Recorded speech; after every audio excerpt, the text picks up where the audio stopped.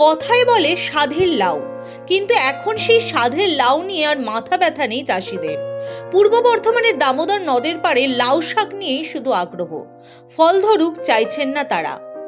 জামালপুরের বাসিন্দা ভোলানাথ মালিক হারু মালিকরা চাষ করেছেন দামোদর নদের পাড়ে। জমিতে লাউ গাছ রীতিমতো ঢেউ খেলছে, কিন্তু গাছে লাউ নেই, কারণ লাউ ধরাতে ঘোর আপত্তি কৃষকদের। বাজারে নাকি লাউয়ের থেকে লাউ শাকের চাহিদা বেশি, তাই কৃষকরা লাউয়ের বদলে লাউ শাকে মন দিয়েছেন।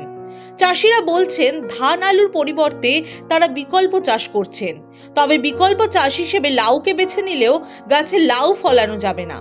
বাজারে লাউ শাকের চাহিদা লাউয়ের থেকে অনেক বেশি, তাই তারা জমিতে মাচা বেঁধে লাউ গাছের চাষ করছেন। একটা লাউ ফুল ফুটে বড় হতেও যা সময় লাগবে, তার তুলনায় প্রায় প্রতিদিনই বেশি লাউ শাক বাজারে বিক্রি হবে। লাউ শাকেরটা বাজার ভালো, লাউ শাকের বাজারটা এই কারণে ভালো, সবাই তো এই চাষটা করে, নিচে অংশ জমি যায় এলাকায় এই চাষটা হবে না। দামোদর উপকূলবর্তী যে এলাকায় বা উঁচু জায়গায় এই শাক চাষটা করার পক্ষে খুব ভালো। লাউ বিক্রি হয়, কিন্তু লাউয়ের থেকে শাকের চাহিদা বেশি। লাউ হতে দেখা গেলো 10 কাঠা জমিতে ওই দেখা গেলো সপ্তাহে, যেখানে 1-150 খানা লাউ হবে সেখানে আমরা সপ্তাহে দেখা গেলো 70-80 কেজি লাউ শাক বিক্রি করতে পারবো। লাউয়ের থেকে শাক আমার ভালো চাহিদা, লাউয়ে সেই হারে পয়সা পাওয়া যাবে না। লাউয়ের চেয়ে শাকটা বিক্রি করে এই লাভ।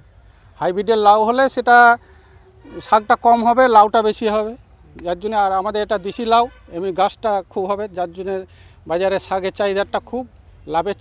লাউয়ের চেয়ে শাকটা বেশি বিক্রি করে বেশি লাভ। এমনিতেই জীবিকার তাগিদে বিকল্প চাষে ঝুঁকছেন তারা। চাষিরাই জানালেন ধান বা আলু চাষ করে আর সংসার চলছে না তাদের, তাই নতুন পথ বেছে নিতেই হচ্ছে। ধান চাষ বা আলু চাষ থেকে যে হারে পয়সা পাওয়া যায় সে তুলনায় বিকল্প চাষ থেকে বেশি পয়সা যায় বলে মনে করি।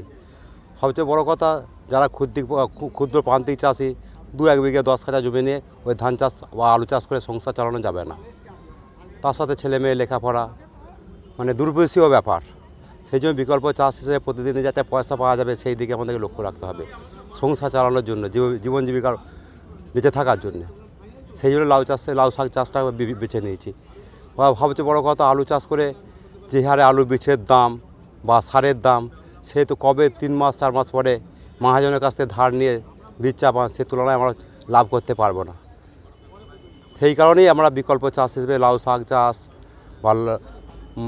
বা কুমড়ো চাষ, যেগুলো লতানো টাইপের গাছের চাষ, প্রতিদিন একটা বাজার পাওয়া যায়। এ পথে লাউ থেকে লাউ শাকের রমরমা টের পাচ্ছেন চাষিরা। বর্ধমান থেকে চন্দন ঘোষের রিপোর্ট, দ্য ওয়াল।